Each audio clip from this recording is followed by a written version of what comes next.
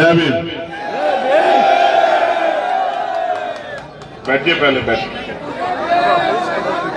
Media को छोड़ के बाकी सब लोग बैठे। सिर्फ मीडिया के साथी उनका काम है वो खड़े रहे, समझ आता है। आप लोग बैठे और नहीं बैठ सकते हैं तो फिर आपको कोई अधिकार नहीं। ये जगह भी भरिए, बैठिए।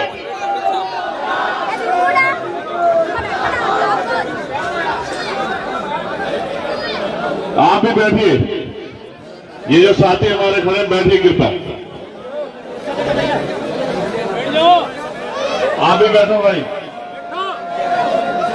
बैठो।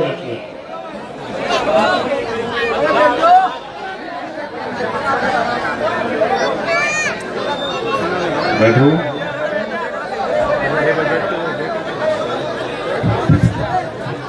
भाई मीडिया के साथियों, आप इधर आ जाओ, इस तरफ आ जाओ सब लोग। आप लोग बड़े पीछे हो जाओ, थोड़े पीछे हो जाओ भाई। आप लोग पीछे हो जाओ, पीछे हो जाओ, पीछे हो जाओ। आप भी आओ भाई, इधर आओ सब लोग, इधर आओ। आपकी वजह से डिस्टर्ब होगा। इस तरफ आ जाओ, इस तरफ। सही आ जाओगे तो छोड़ दो रास्ता। आओ भाई, तेजी से आओ, तेजी से। ये वाला भैया, ये मीडिया कर लेंगे। तेरे कंधों पे बहुत जिम्मेदारी है।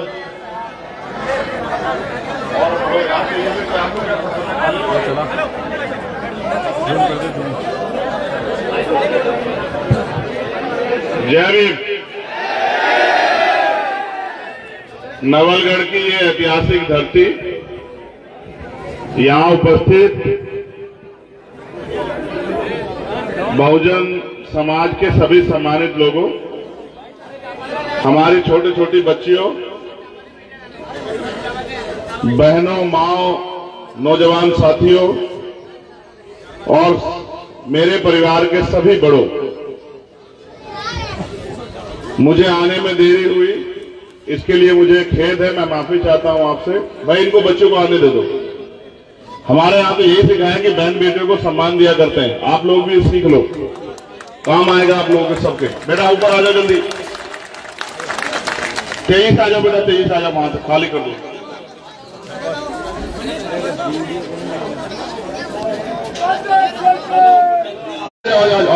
बस ऊपर भेज दो, महिलाओं को सबको ऊपर भेज दो।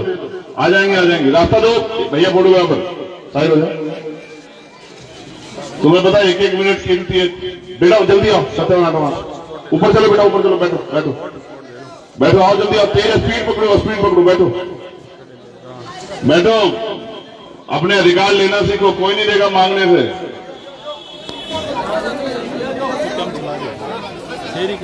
बस अब आप बैठो। आपकी तरफ से आवाज नहीं आनी चाहिए यहां से, बिल्कुल भी। मैं भारत की धरती पे जन्मे सभी संतों, गुरुओं, महापुरुषों को नमन करता हूं और यहां उपस्थित मेरे साथ चल के आए भीम आर्मी आजाद समाज पार्टी के सभी सम्मानित नेता, भाई मुखेरिया जी, भाई सुनील कुमार भिंडा जी, अमरचंद हरसोलिया जी, भाई जितेंद्र अठवाल साहब, रामलखन मीणा जी, रईस साहब, वीर बहादुर जी, सत्यवान जी, मुकेश चोपड़ा जी, हमारे नेता और भीम आर्मी के प्रभारी भाई अनिल धेनवाल जी और आजाद समाज पार्टी के प्रभारी भाई सतपाल चौधरी जी और यहां भीम आर्मी आजाद समाज पार्टी के सभी सम्मानित नेतागण।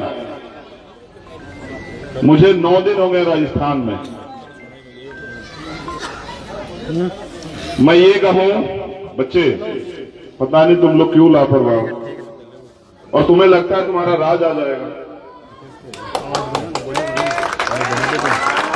तुम्हें मैंने बैठने को कहा था। तुम्हें लगता है कि तुम मेरे बात के साथ नहीं खड़े होंगे तुम्हारी जिंदगी बदल जाएगी, ऐसा लगता है क्या? कैप वाले भाई आपको चिट्ठी भिजवाएं क्या?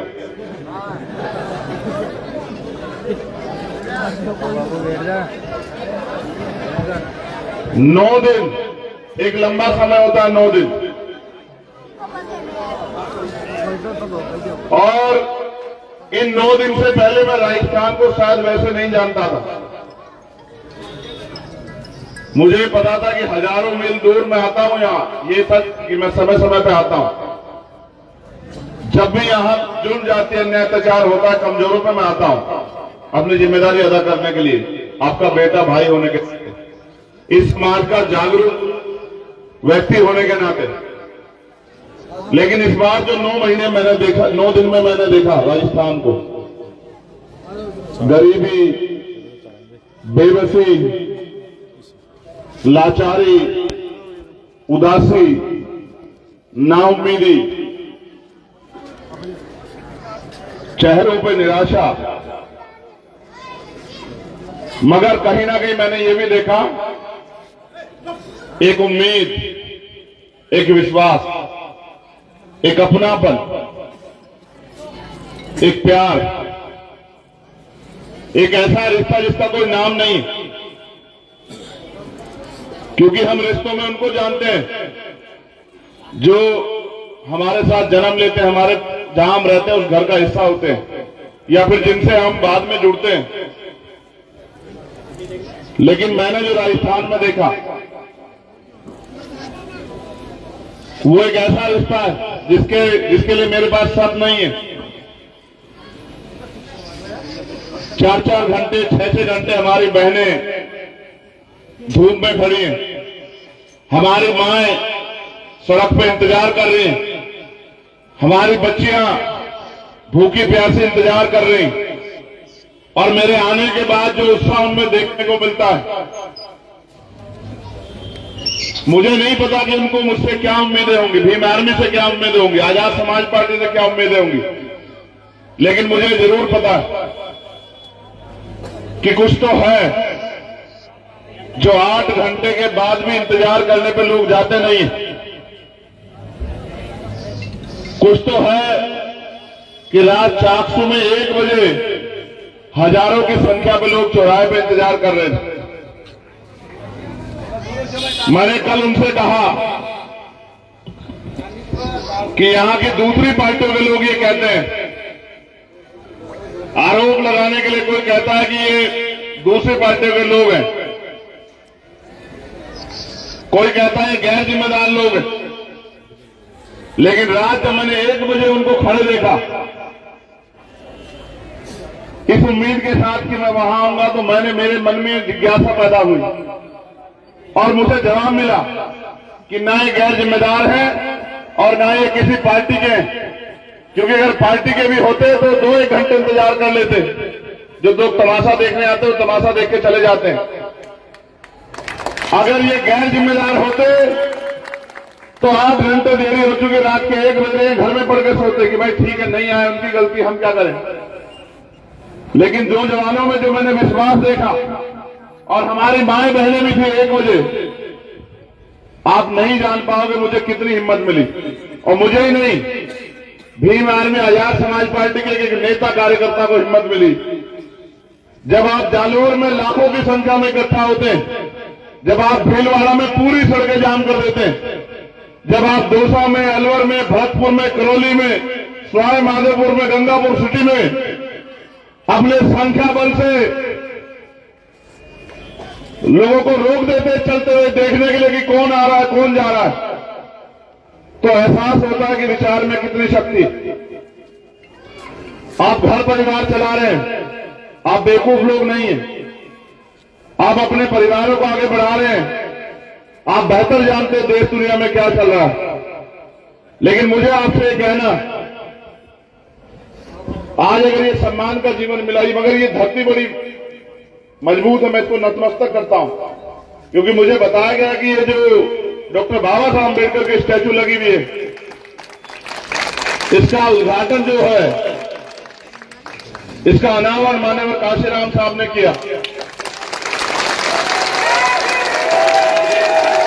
और मैं ये मानता हूं कि जहां महापुरुषों के पैर पड़ते हैं, जहां महापुरुषों का पसीना पड़ता है, वो धरती सोना हो जाती है, उसमें तप पैदा हो जाता है।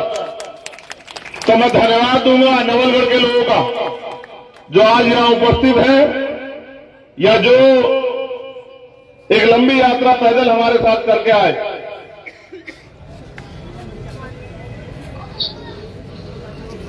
मैं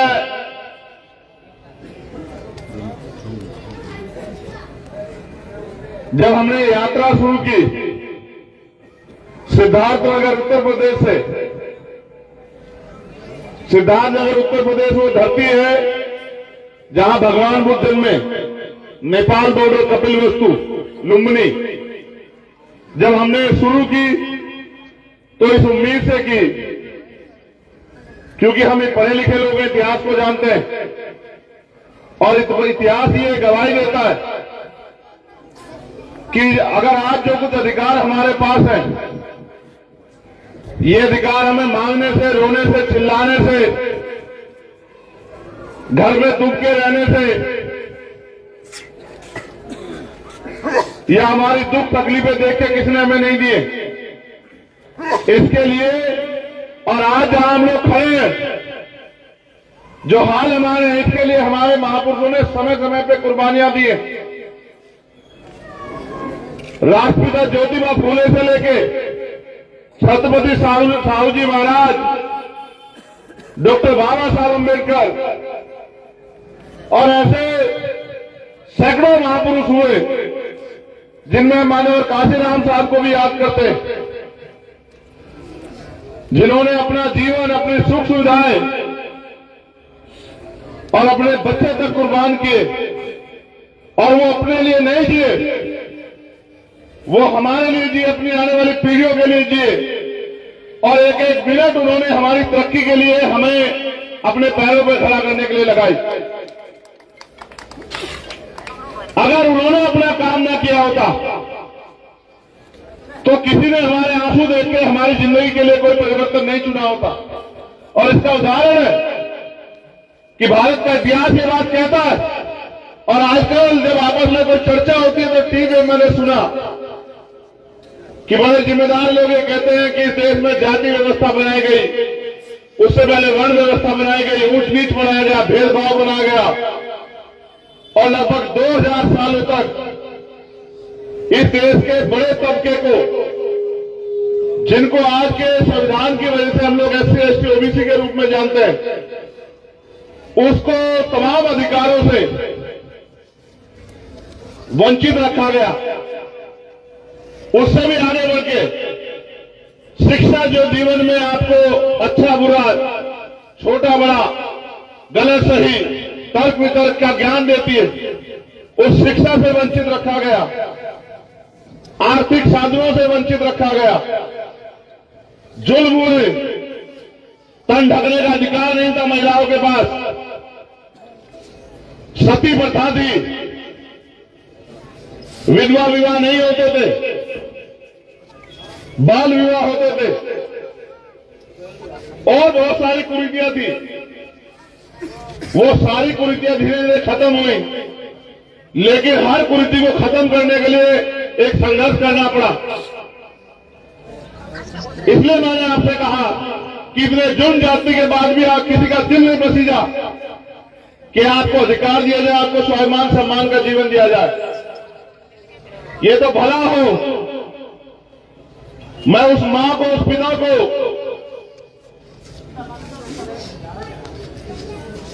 धन्यवाद देता हूं जिन्होंने डॉक्टर बाबा साहब अम्बेडकर को जन्म दिया, जिन्होंने डॉक्टर बाबा साहब अम्बेडकर को जीवन दिया और आज हम लोग उनके कर्जदार हैं।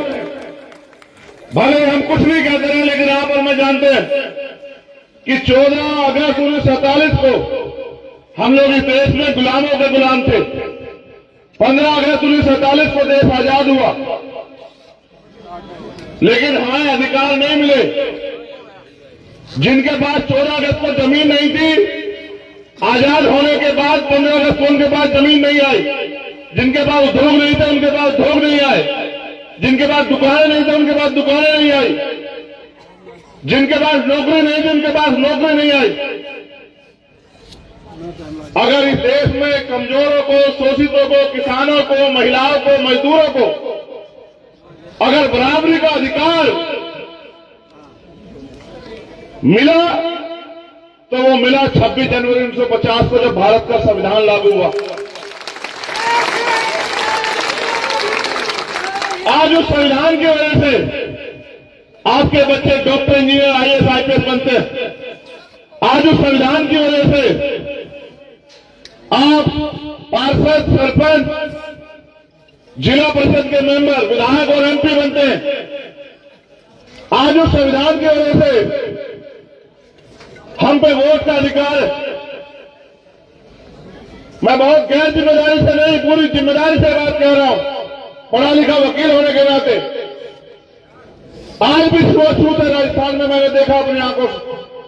आज भी भेदभाव। और अगर पिछले 4.5 साल आपको याद दिलाऊं तो मैंने देखा ओम प्रकाश रेगर के साथ क्या हुआ, मैंने देखा जितेंद्र मेघवाल के साथ क्या हुआ मुंह से रखने पे, मैंने देखा इंद्र मेघवाल के साथ मटकी छूने पे क्या हुआ, मैंने देखा कार्तिक भील को अपने लोगों की लड़ाई लड़ने के बाद उसके साथ क्या हुआ, मैंने देखा नासिर जुनैद के साथ क्या हुआ, मैंने देखा टीकाराम मीणा जी के साथ क्या हुआ। और जब मैं आया तो जब मैं लोगों से बात करता तो लोग मुझे बताते हैं, हमारी माए बहने, कि पाली और बहुत सारा ऐसा क्षेत्र है जालोर जहां आज भी सुनने में बड़ा डरावना लगेगा, लेकिन क्योंकि जाना मैंने तो इसलिए कह रहा हूं कि सत्य है।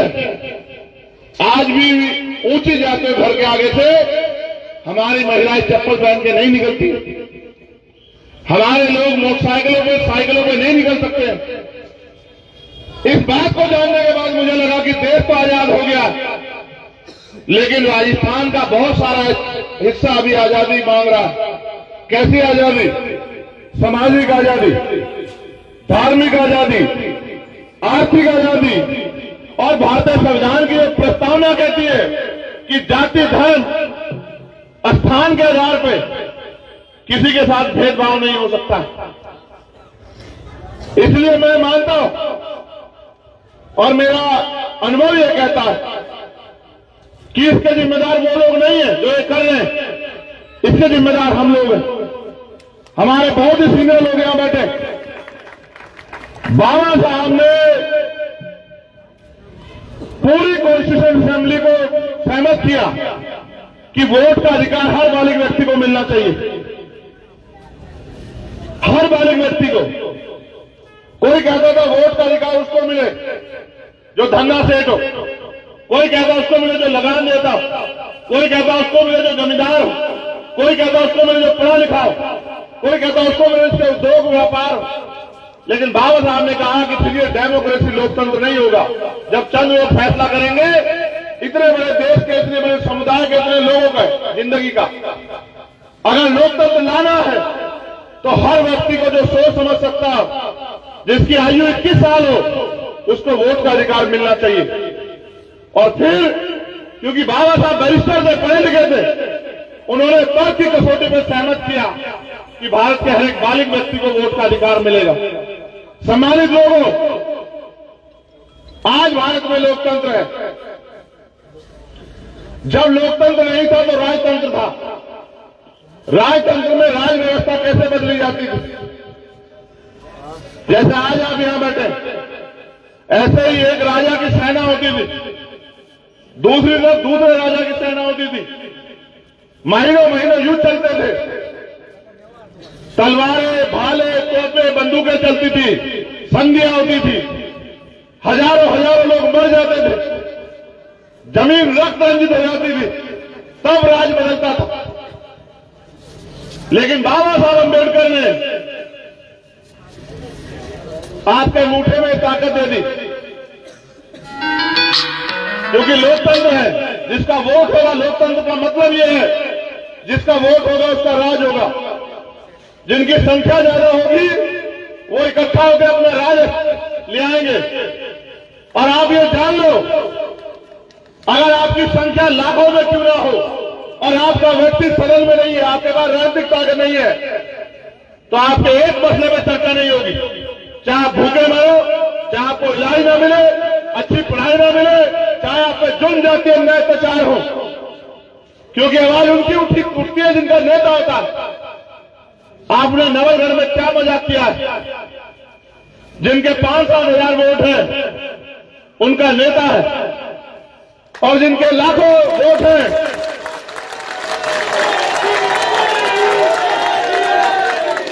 जिनके लाखों वोट हैं उनकी गलियों की हालत देखो, उनके घरों की हालत देखो, उनके बच्चों के भूखे पेट देखो। ये बात मुझे आप उसमें कहनी पड़ी क्योंकि आपने लोकतंत्र की हत्या की। अगर वास्तविकता में आप माननीय काशीराम साहब की बात में पहरा देने वाले होते, आप बाबा साहब की बात में पहरा देने वाले होते, तो ऐसा कभी नहीं होता कि जिनके थोड़े से वोट है वो विधायक होते और जिनके बहुसंख्यक वोट है वो गेट के बाहर खड़े होते। ऐसा कभी नहीं होता। जैसा मैंने पहले कहा कि हम गलत हैं, हम जिम्मेदार हैं, हमने अपने वोट को संगठित नहीं किया।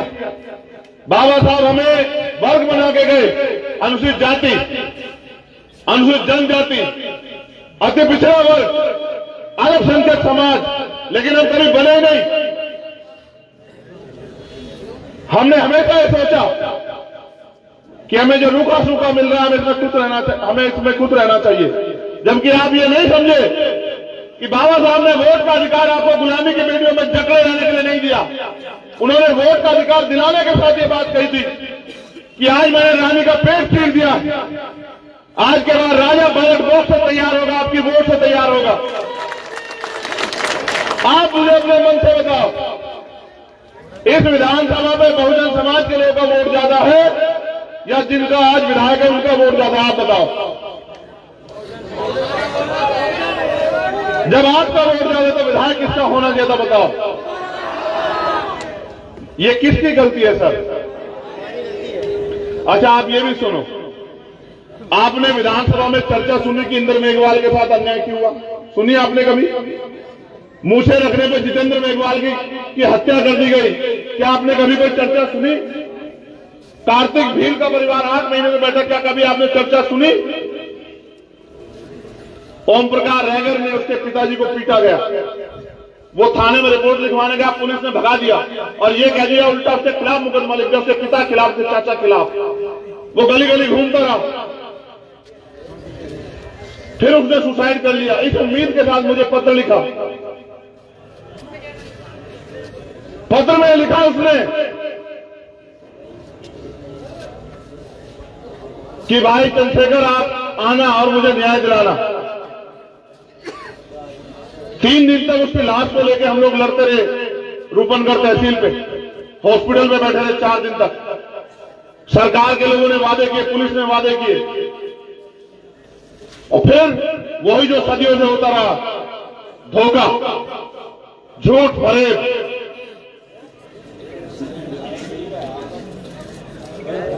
मैं बस आपसे पूछना चाहता हूं, आपको ऐसा क्यों लगता है? हमें कैडर में साहब काशीराम बताया करते थे, इस बात पे गौर करना आप लोग कि हर समाज के पास 5 तरह के बल होते हैं। पहला बल बुद्धि बल, दूसरा बल बाहुबल, तीसरा बल जनबल, चौथा बल धन बल और 5वां बल मनोबल। मैं आपसे पूछना चाहता हूं मेरे लोगों, जब आप वोट देके दूसरे व्यक्ति को जिता सकते हो तो आप अपना एमएलए क्यों नहीं बना सकते? यहाँ ये बताओ मुझे। सर एमएलए तो बहुत दूर की बात है, हम अपना चेयरमैन और प्रधान ही नहीं बना सकते।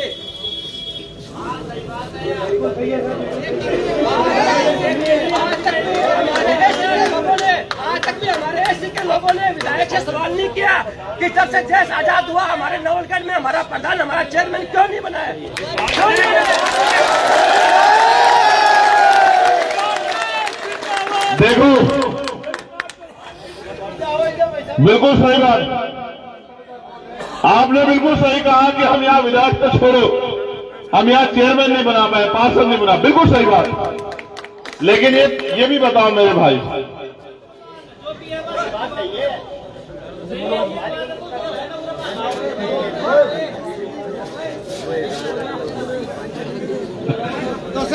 इसके लिए एक सर हर आदमी अपनी बात मत कहे, मेरी बात पे गौर कर ले। इसके लिए हम ही जिम्मेदार हुए ना, ब्लैक शर्ट वाले भाई। हाँ छोड़ दो बस, देखो मेरी बात सुनो, मैं आपको समझा सकता हूं, मैं आपको रास्ता दिखा सकता हूं, मैं आपका अंगूठा नहीं पकड़ सकता हूं। आप अच्छा बुरा खुद समझ सकते हो। आज हालात क्या है, जो पढ़े लिखे भाई यहां होंगे और जो पुराने या मिशनरी लोग होंगे, अपने दिल पे हाथ रख के पूछो, क्या 5 साल बाद कोई सरकारी नौकरी रहेगी देश में? और अगर सच कहूं, अगर ये वोट की शक्ति आपके पास ना हो, आपकी गली में पैर रखने नहीं आएगा फिर। देखो, सारे सरकारी डिपार्टमेंट प्राइवेट हो रहे हैं, दबा के निजीकरण चल रहा है, किसान परेशान है, पढ़े लिखे नौजवान बेरोजगार घूम रहे हैं। और छोड़ो पार्टियों को, यहां बसों में बैठ के पेपर लीक होते हैं आपके यहां पे, बस की बस बैठ के, और वो गरीबों के बच्चे नहीं है, ये भी याद रखो। नेताजी का बेटा क्या तो विधायक बनेगा, मंत्री बनेगा, चेयरमैन बनेगा, या फिर अधिकारी कर्मचारी बनेगा। विधायक जी के रिश्तेदार क्या तो नेता बनेंगे, या फिर वो अधिकारी कर्मचारी बनेंगे।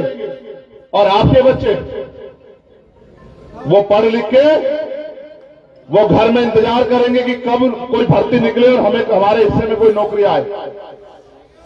मैं बहुत पूरे राजस्थान को कह रहा हूं, आपको भी कह रहा हूं,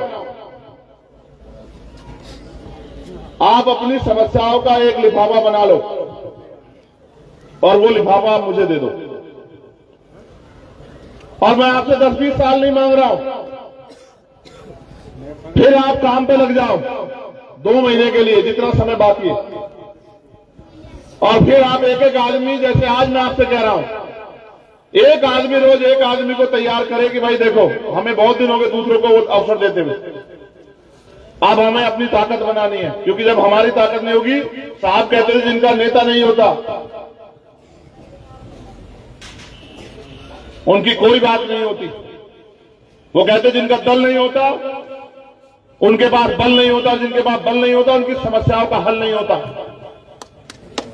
इसलिए आपसे कह रहा हूं, रुक जाओ भाई, रुक जाओ, ये तो मैं 9 दिन से सुन रहा हूं। देखो, एक काम करो बस, और ये बताऊंगा क्यों करना है, ये भी बताऊंगा। आज के बाद एक आदमी रोज एक आदमी को तैयार करे जो हमसे सहमत नहीं था, और जितने दिन बाद वोट गिरेगी, चाहे 40 दिन बाद या 42 दिन बाद, आप चेक करना, आपकी संख्या यहां 50-60 हजार हो जाएगी। और 50-60 हजार जब लोग आप अपनी पार्टी, अपने झंडे को मजबूत करोगे तो आपका विधायक जीतेगा। जब आपका विधायक जीतेगा, ताली मत बजाओ, गौर से सुनो, आपका ध्यान बच जाएगा।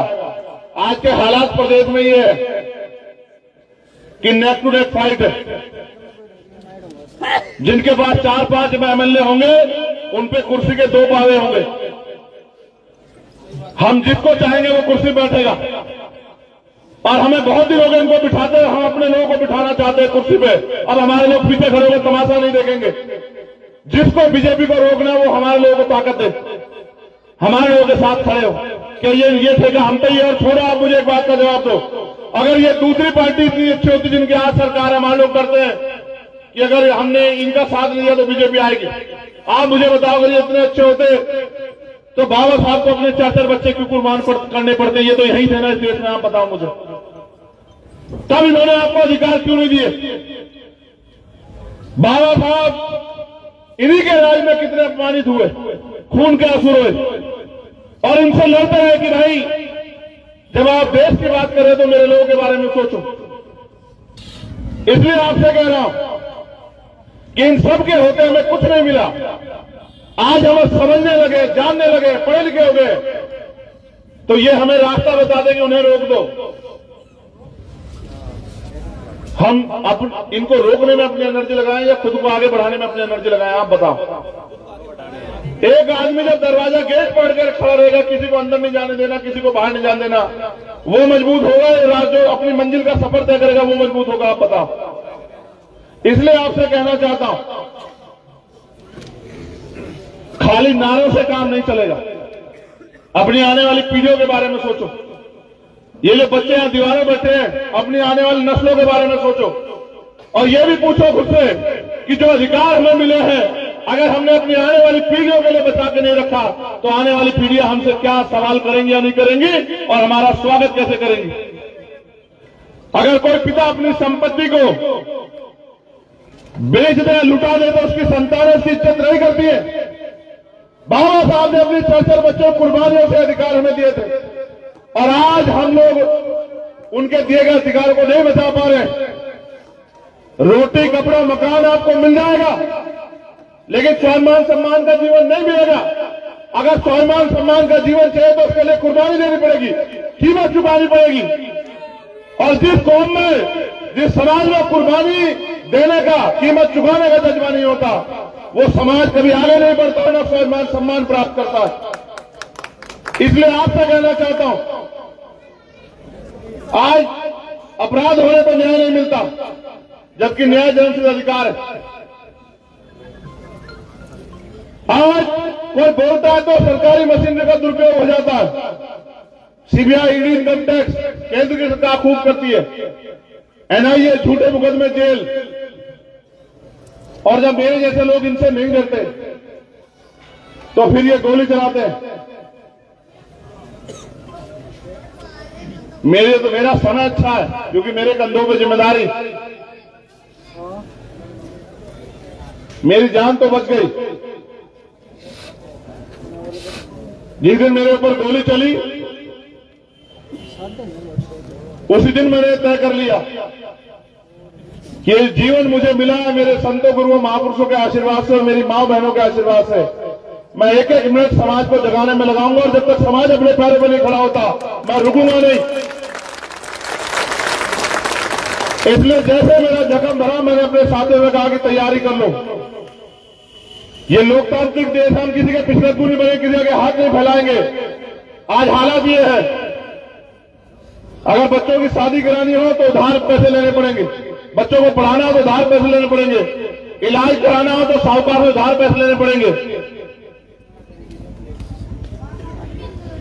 देश को आजाद हुए 70 साल से ज्यादा हुआ, हमारे हिस्से में क्या आया? कितने लोगों को जमीन मिली, कितने लोगों को रोजगार मिले, कितने लोगों को उद्योग धंधों में हिस्सेदारी मिली। और ये सरकार के हाथ में, सरकार चाहे तो आपके सबके मकान कैसे पक्के बना दे, बढ़िया। सरकार चाहे तो सबके लिए, गरीब के बच्चों के लिए भी अच्छी शिक्षा की व्यवस्था कर दे, अच्छे इलाज की व्यवस्था कर दे। कल मैं कोटा में था, कोटा शिक्षा की नगरी, लेकिन मैंने देखा बड़ी बड़ी बिल्डिंग बनी हुई है और फीस है 2-2 लाख रुपए। आप बताओ आपके कितने बच्चे वहां चले जाएंगे पढ़ने के लिए? और अगर आप, ये मेरा गरीब समाज उस कोचिंग सेंटर में नहीं जा सकता तो वो कोचिंग सेंटर हमारे लिए तो नहीं है ना। तो हमारे बच्चे शिक्षित हो कैसे आगे बढ़ेंगे? आज सरकारी स्कूल खत्म किए जा रहे हैं। बाबा साहब ने कहा शिक्षा श्रेणी का वो दूध है जो पिएगा वो दहाड़ेगा। शिक्षा हम पे हथियार थी, लेकिन आज शिक्षा खत्म किया जा रहा है। जैसा मैंने कहा कि लिफाफे में अपनी समस्या बना दो और मुझे 6 महीने का समय दे दो। आप लोग 6 महीने में अगर आपकी समस्याएं हल न की तो आप मुझे कहना कि चंद्रशेखर कुछ नहीं हो पाया। लेकिन इस शर्त के साथ कि आपको मुझे वो ताकत भी देनी पड़ेगी कि मैं इनके हलक में हाथ देकर इनका आपके अधिकार लेकर निकाल सकूं, वहां से इनके जबड़े में हाथ दे सकूं। अगर आप ये कहो कि बिना राजनीतिक शक्ति के संभव है तो ऐसा नहीं है। हम 5 लाख लोग भी जयपुर में 5 दिन बैठे रहेंगे, कोई नहीं सुनेगा हमें। लेकिन अगर हमारे 5 एमएलए भी होंगे तो पूरी सरकार को हमें सुनना पड़ेगा। इसलिए आपसे कहना चाहता हूं, आप अपनी ताकत बनाओ और लोकतंत्र की हत्या मत करो। आपकी वोट से अगर ऐसे लोग ताकतवर होंगे तो फिर वो आपका भला नहीं करेंगे। और इसलिए आपकी शिकायत बैठ रही है कि विधायक जी ने ये नहीं किया, विधायक जी ने वो नहीं किया। मैं कह रहा हूं नीचे से ऊपर तक संगठित होकर अपना बनाओ और विधायक जी को भी बताओ कि जो हमसे छल करेगा हम उसको विधायक छोड़ो, चेयरमैन भी बनने लायक नहीं छोड़ेंगे, पार्षद बनने लायक नहीं छोड़ेंगे। अगर आप अपनी शक्ति का एहसास नहीं कराओगे तो वो आपको गुलाम समझ के कुचलते रहेंगे। इसलिए आपसे कहना चाहता हूं नौजवान साथियों, आज हमारे कंधों पर जिम्मेदारी है अपने समाज को कंधों पर बिठा के आगे बढ़ाने की। नौजवान सिर्फ नारों तक सीमित न रहे, नौजवान जिम्मेदारी उठाए।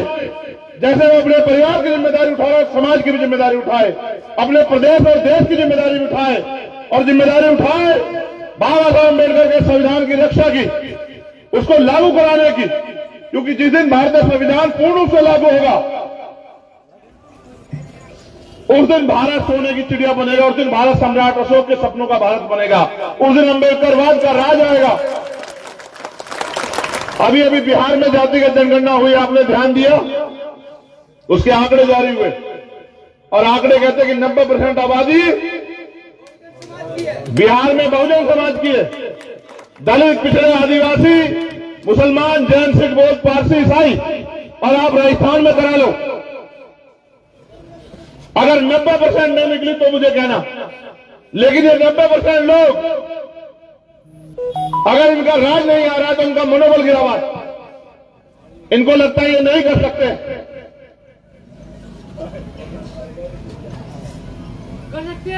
इसलिए आपसे कहना चाहता हूं, अभी नहीं तो कभी नहीं।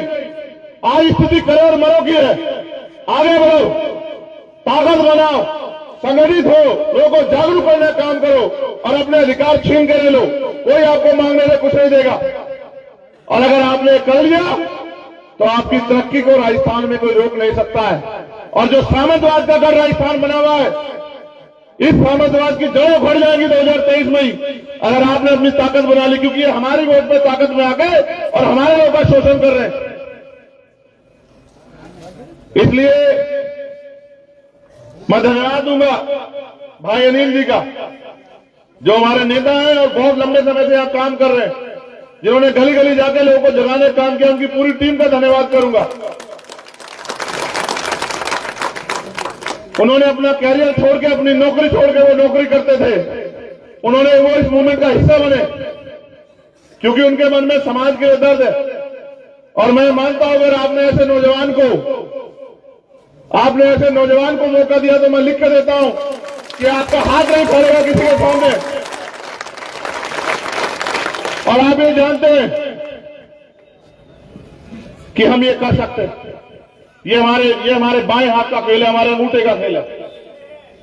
मैं आपसे आग्रह करूंगा कि आप सब अपनी जगह पर खड़े होकर मेरे साथ भारतीय संविधान की प्रस्तावना को दोहराएं और भारतीय संविधान की रक्षा का संकल्प लें। आप दीवार के लोग मत खड़े होना, आपने पहले गलत जगह चुनी। नहीं बैठो, तुम लोग मत खड़े होना बेटा। तुम में से अगर किसी को चोट लगी तो मैं जवाब नहीं दे पाऊंगा।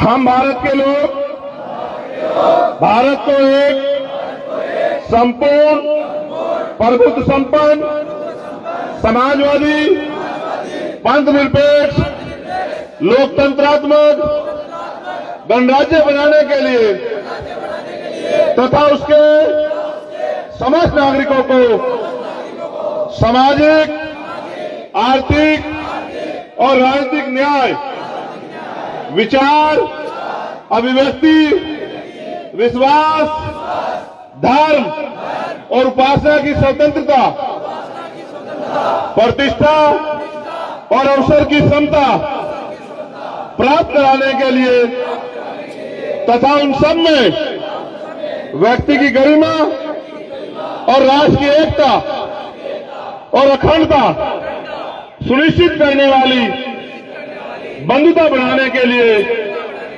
दृढ़ संकल्प होकर अपनी संविधान सभा में आज तारीख 26 नवंबर 1949 ईस्वी को एतदार द्वारा इस संविधान को अंगीकृत, अधिनियमित और आत्मसमर्पित करते हैं। चलो संकल्प करो ऐसे हाथ करके।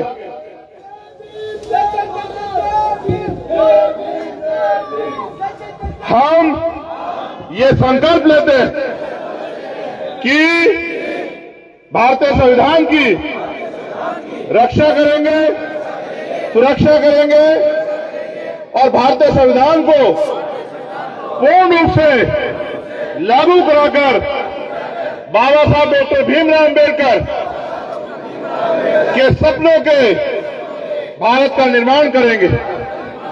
हम जिस तरह से अपने परिवार की रक्षा करते हैं, अपने परिवार का ख्याल रखते हैं, अपने समाज का ख्याल रखेंगे, अपने प्रदेश का ख्याल रखेंगे, अपने देश का ख्याल रखेंगे। बहुत बहुत धन्यवाद।